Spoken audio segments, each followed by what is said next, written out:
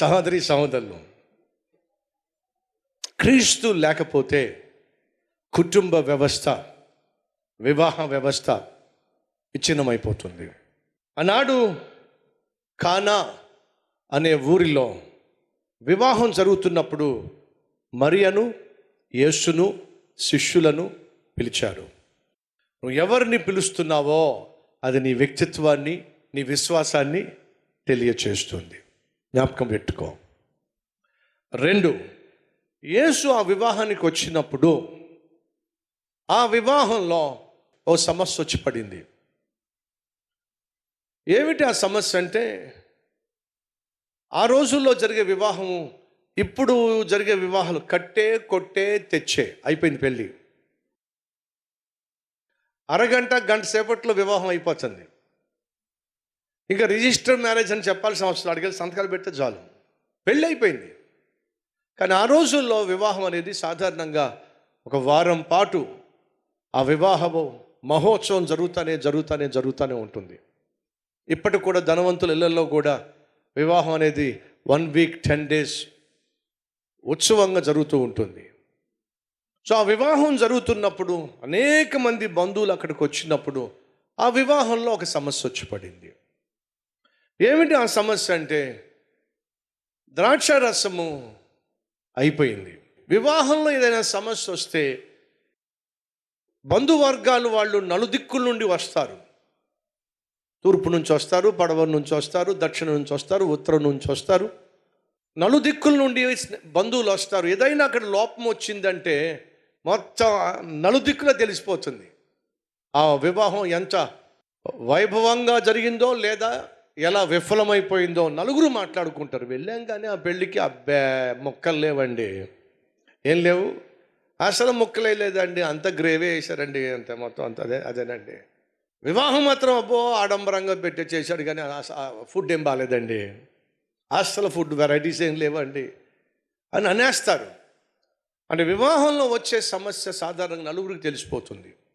2వది, వివాహంలో సమస్య వచ్చిందంటే గమనించండి, అబ్బాయికి అమ్మాయికి మధ్య సమస్య కాదు, 2 కుటుంబాల మధ్య సమస్యగా తయారవుతుంది.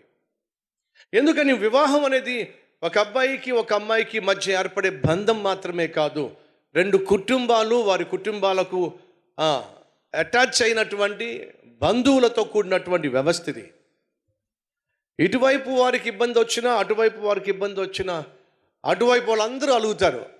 ఏమంటారు, అబ్బాయికి సంబంధించిన వాళ్ళందరూ అలిగారండి, అమ్మాయి వాళ్లకు సంబంధించిన వాళ్ళందరూ అలిగారండి, వాళ్ళు ఎవ్వరు భోజనం రానంటున్నారండి అని. సాధారణంగా సమస్య వస్తే మాత్రం ఇద్దరికే కాదండి, 2 కుటుంబాల మధ్య, 2 కుటుంబ బంధుత్వాల మధ్య సమస్యలు వచ్చి పడతాయి.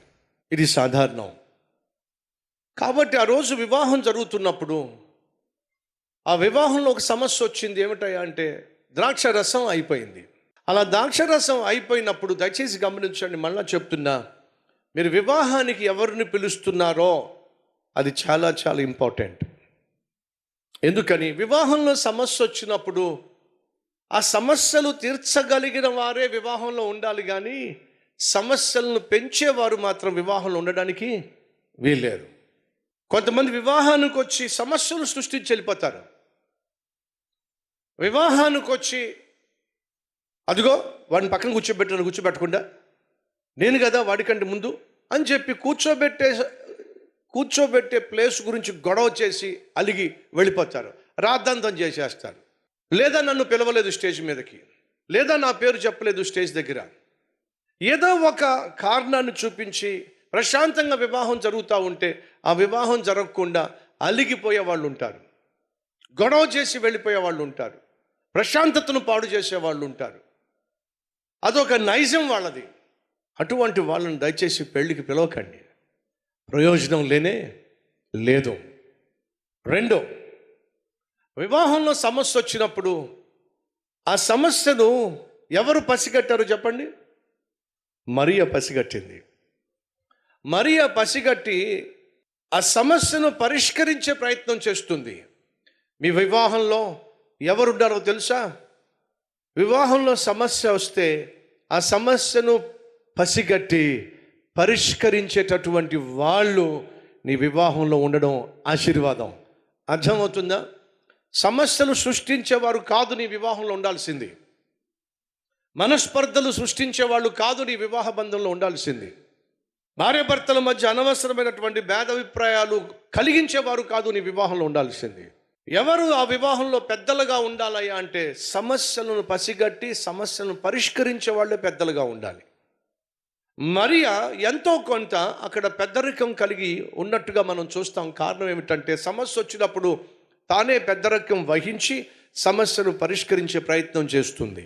తమ్ముళ్ళు చెల్లెళ్ళు వివాహం చేసుకుంటున్నప్పుడు ప్రేమ దోమ అని చెప్పి పనికి మాలిన పెళ్ళిళ్ళు చేసుకోమాకండి. అమ్మకు తెలియకుండా, నాన్నకు తెలియకుండా, బంధువులకు తెలియకుండా ప్రేమించాను అని చెప్పేసి వాడిని నమ్మేసి దాన్ని నమ్మేసి 4 గోడల మధ్య పెళ్లి చేసుకుంటే ఎలా? తమ్ముళ్ళు చెల్లెళ్ళు ప్రేమ దోమ అని చెప్పి చదువు సంధ్యలు పక్కన పెట్టి అమ్మాయిలు కూడా పడుతూ అబ్బాయిలు కూడా పడుతూ అమ్మకు నాన్నకు తెలియకుండా ఎక్కడ పడితే అక్కడ పెళ్లి చేసేసుకుని ఆ తర్వాత అడ్రస్ లేకుండా మీ కుటుంబ వ్యవస్థను నాశనం చేసుకోకండి. అమ్మకు నాన్నకు ఇవ్వాల్సిన గౌరవాన్ని ఇవ్వండి. అమ్మ నాన్న ఉన్నారు వెనుక అని గుర్తు పెట్టుకోండి. 4 గోడల మధ్య జరిగేది కాదు వివాహం, నలుగురి మధ్య జరిగేది వివాహం. యేసుతో బాటే, యేసు నీ వివాహంలో ఉన్నప్పుడే అది వాక్యానుసారమైన వివాహం. ఈరోజు తీర్మానం తీసుకోవచ్చేళ్ళే, తీర్మానం తీసుకో తమ్ముడో, నా వివాహము యేసు వచ్చే వివాహంగా ఉండాలి. యేసు ఉండే వివాహం కావాలి. యేసు సేవకులు వచ్చి ఆశీర్వదించే వివాహం కావాలి. యేసును విశ్వసించిన పెద్దలు కలిగిన వివాహం కావాలి. సమస్య వస్తే ప్రార్థనతో పరిష్కరించేటటువంటి ఆత్మీయ పెద్దలు ఉన్నటువంటి వివాహం కావాలి. అది మీరు చేసుకోవాల్సిన వివాహం. అడుగుదామా ప్రభువుని 2 చేతులు పైకెత్తి?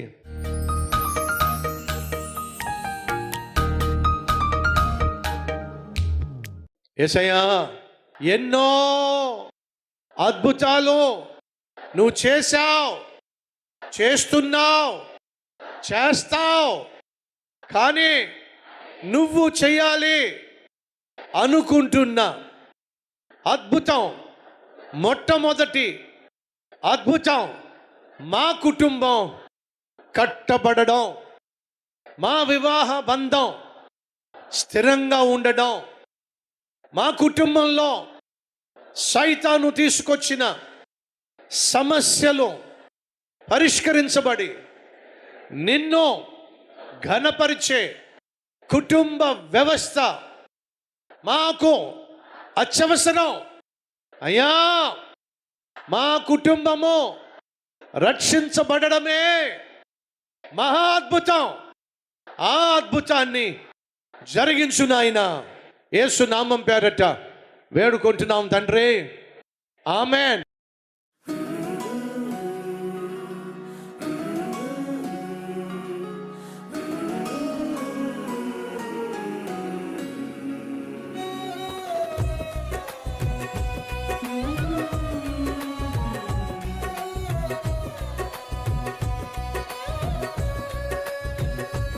ఈ అద్భుతమైన క్లుప్త సందేశం మీకు నిజంగా ఆశీర్వాదకరంగా ఉంటే 10 మందికి షేర్ చేయండి, అలాగే లైక్ చేయండి.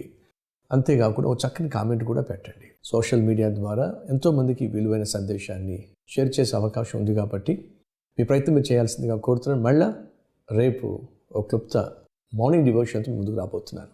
అంతవరకు సెలవు.